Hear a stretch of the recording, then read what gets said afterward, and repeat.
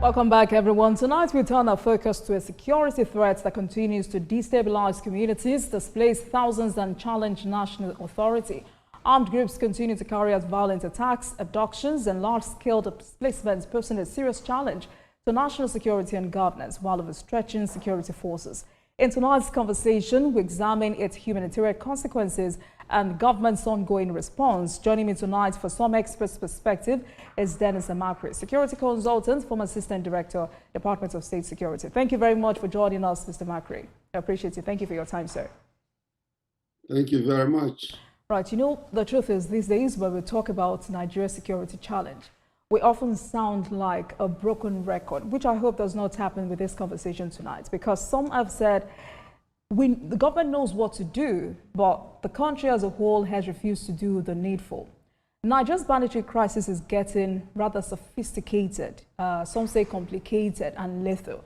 And sadly, over the past decade, there is a dearth of primary sources on its inner workings. Instead, they are always trying to regroup, rearm, and launch another wave of terror. In all of this, you know, the big question has always been, what's fueling Nigeria's banditry crisis? Well, thank you for having me. Thank you. You see, this problem of banditry is rooted in politics. It is, intermingled with politics. And that's why it has resisted all solutions for a very long time. But today's news that Bello Turji, who is one of the main kingpins of the bandits, have surrendered, I think is a very, very good news. Very, very good news. But I hope that it is completed, because apparently, let it not be the initial stage of that surrender, because we need to ask, who did he surrender to? And then, of course, who collected all the arms, and is government actually taking ownership of this particular event? You know, Mr. Amacree, this is not the first time these bandits would be surrendering. And so some have always talked about the recruitment strategies, command structures, and motivations for mass casualty attacks in northwest Nigeria. I want us to talk about, you know, the rise of bandits. And another worry for most of your colleagues is, you know, about their easy access to illicit weapons. How are these armed groups gaining such easy access to illicit weapons, despite border controls and, you know, arms regulations? Okay, well, if we have to look back in history on how bandits actually came in to Nigeria, then we will see that, like I said, it was intermingled with politics. Some politicians actually, invited them to come. But after the elections, they were let on their own. And then these bandits have been running around trying to find a way of survival. And during that way of survival, they felt that they could survive by doing banditry, kidnapping, and all kinds of things. Now, for the weapons, remember that they are also affiliated to ISWAP. That's the Islamic State of West Africa Province group of ISIS that moved across the Sahel into Nigeria. And these guys are basically, weapons, they sell weapons, they train people on how to use those weapons. And then, of course, all the money that they are getting from kidnapping are being used for, either the weaponry or for taking care of themselves. And of course, we've also arrested some people in the Nigerian military who had compromised themselves by selling weapons to these bandits. But I'm happy that, what is happening right now. And I hear he has surrendered some of the weapons back to like I said, we need to know who is surrendering it to. And whether or not, whether this would never happen again. But is there any indication of, collaboration between bandits and international armed struggling networks? as the Nigerian government made any effective efforts to, disrupt these supply chains or track the sources of the weapons?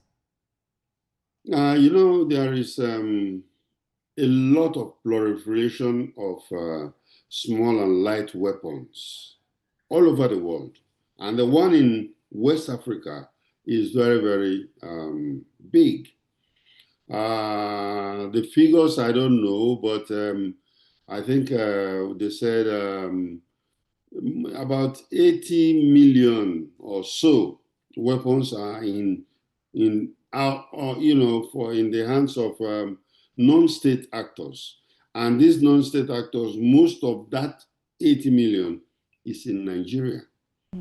So you find out that there's a lot of weapons moving around illegally among people there. The government has been able to set up a committee, to look at small weapons, the proliferation of small and light weapons in the sub-region.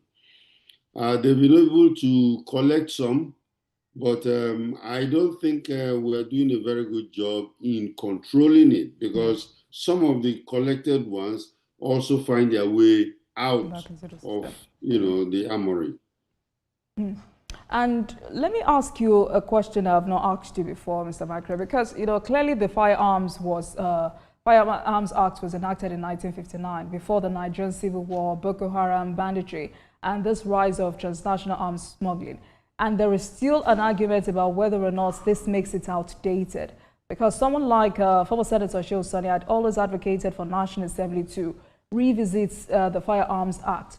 Do you agree that the Firearms Act is outdated? If you do, what specific provisions makes it obsolete in the face of modern security threats? Now, the Firearms Act actually is outdated. It's a British colonial act, and and they didn't want the citizens to have these arms, because they feel that if these people are carrying arms, they could attack government. And during the Civil War, a lot of arms were bought and then released to soldiers on the field, but they were not demobilized properly. So at the end of the war, you find out that a lot of soldiers took these arms to their homes. And the consequence of that was that we started having, we call them highway robbery at that time. And these people were actually in the highways robbing people. And if you go back into history, you hear about people called Anini and all kinds of people, Jaguda, and all those people that, started armed robbery in Nigeria. And of course, from there, people began to, handle more arms until it moved into the cities, where now they have guns in private hands. People have been advocating that why don't we allow people to carry arms?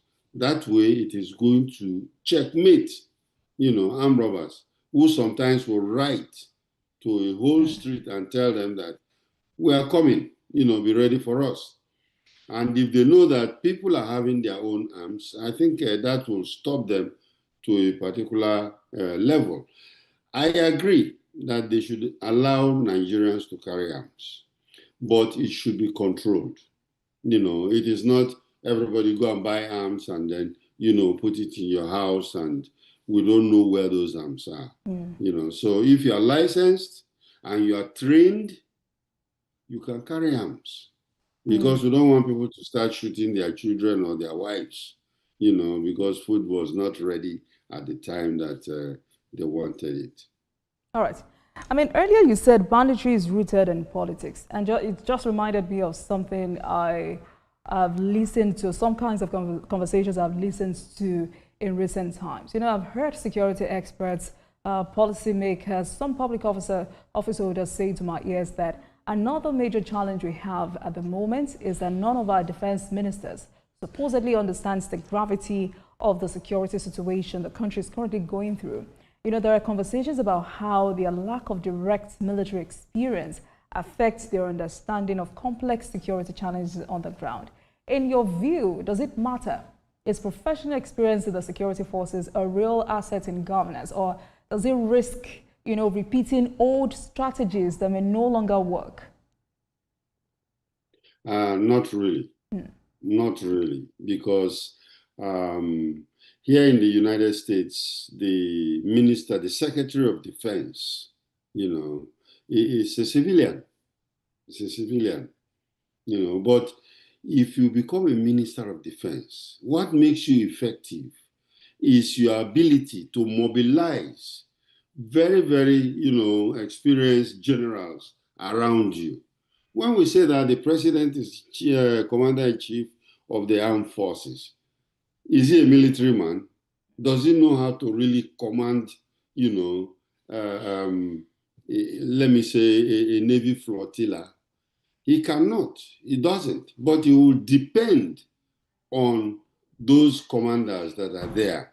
And the basic means of a commander in the military is to make sure that your people have good welfare, and then of course you administer all their salaries and stuff like that, and make sure that you listen to the generals, and then of course find out what they need to fight whatever problem they are facing. And when you give them what they want, they will be ready to die for you.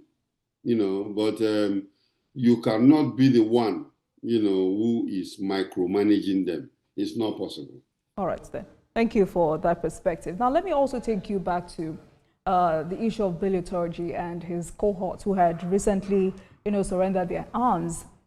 If Nigeria has a law that spells out tougher sanctions under the Terrorism Prevention Act for suspected bandit gunmen, as well as their informants and supporters, such as those caught in providing these criminals with arms, fuel, and food, don't you think, or don't you find it deeply troubling that we continue to entertain the idea of negotiating with criminals in this country? I mean, a society where terrorists will carry out their act of terror and then come back to a negotiation table with the government. Isn't this scarier than we think? Very scary. Jumoke, I'll tell you something. That is the wrong way to go about it. That's why I was asking earlier. Yeah, I know that clerics were the ones that convinced him to surrender. But I know that, I have to praise the security agencies, because Turji has been there for more than 4 years, and he has refused to, negotiate. And of course, he didn't surrender. Now, he found out that the heat is on. They are giving him serious heat. One of his commanders, his major commander, was killed. And you find out that really you continue like this, the next will be you yourself. So he has decided to surrender. But that does not give him the leeway or give him freedom. That's why I was asking, who did he surrender to? Where did he surrender those arms that he was using? We want to collect, the military should collect the arms, the police should arrest him, and then of course take him to court. Because he surrendered, there might be some kind of level of leniency to what he has done. Because this is not amnesty. He cannot say, oh, I surrender, so I'm back. And they'll say, okay, come in, no problem. Then he comes back in, and then of course, regather himself, and then start his banditry again. We've had examples like that. Absolutely. Even with Boko Haram. Yes, we've had people like Boko Haram who they gave, they said they were de-radicalizing them. I don't understand that, because the war is not over. You cannot de-radicalize them and put them back in society. In the society. So these are the issues, and we have to look at it properly. All right. Let's talk about protecting our forests and borders. I mean, it's been more than a month since Mr. President approved the establishment of forest guards to protect Nigerian forest. There should have been an update on where we are at the moment, but while we wait for that, how do you think the forest guard force should be integrated into Nigeria's broader security architecture? Well, right from when they established the forest guards, I don't agree with it, because they are not, Why not? they are not the right solution. They are not the right solution for what we want to do, because they brought forest guards because we have ungoverned spaces in our forests. Those ungoverned spaces, they are bringing forest guards to go and take care of the ungoverned spaces. You cannot do that. Okay. Because the ungoverned spaces are occupied by bandits with superior weaponry, than these forest guards. I don't know the kind of weapons they are giving the forest guards, but forest guards in other countries are people that are there to protect animals, so that there is no poaching. People, will not just come and kill elephants and take their tusk away or do other kinds of things with the wildlife. It's a wildlife conservation, project. So forest guards are not the right answer. We have been advocating for state police. Now, if we have state police, at least they will permeate into all the 774 local governments in Nigeria. It will create unemployment. And if you train them well and, equip them properly, they are going to occupy these forests. They can be working with the forest guards, but the forest guards are not trained or are, put there to attack bandits. But in proper perspective, Mr. Amacree, kindly hold on, sir. In proper perspective, because really, security experts like yourself have warned, won't stop warning that deploying undertrained personnel against heavily armed militants could escalate violence. Yes. So how do you advise government on how to manage this risk? Is it an outright no for you? Well, they can work complementarily. Okay. We have Amoteku. We have vigilantes, even in Borno State. We have different kinds of vigilante groups. These vigilante groups, of course, some of them are carrying Dane guns and stuff like that. They've been useful in some areas, but I believe strongly that they should be trained. You don't just allow vigilantes to go there. They're going to commit suicide. Because like we said earlier, these guys are having superior weaponry, AK-47s, rocket launchers, and they can wipe out these vigilantes, if we just throw them at them. So we should have state police. And when we have state police are supposed to be well-trained. Well-trained. They are not supposed to, the military is supposed to take care of our borders. Why are we preferring military to police? It's because we refuse to train the police, and the military are there with another form of training, but they are not trained for internal security. They are not trained to protect and serve. Police is trained to protect and serve. The military itself is trained to kill enemies. All right, Mr. Amacree. Different things. Just like you, there are some Nigerians who are so convinced that the real bottleneck is Nigeria's crippled police force. And I'm wondering, if police reform is not prioritized, what are the long-term implications for internal security and national stability? But I'm sure we'll have that conversation some other time, because sadly we're out of time. Thank you so much for joining us on the program tonight. Dennis Amacree, security consultant, former assistant director, Department of State Security. Thank you so much for your time, sir. Please have a great evening. Thank you for having me. Thank you. Thank you. And thank you very much for watching, everyone. That marks the end of today's episode of Politics Tonight. But before we go, let's tell you that the views and reactions of our resource persons are theirs and have no connection with TVC News. Meanwhile, you can watch the repeat broadcast of this episode at 12:30 a.m. Get in touch with us on our social media handles, Facebook, Instagram, and X at TVC News NG and at Olajumoke using the hashtag Politics Tonight. We're also on YouTube at youtube.com/TVC News NG. I am Olajumoke Olatuji. Good night, everyone.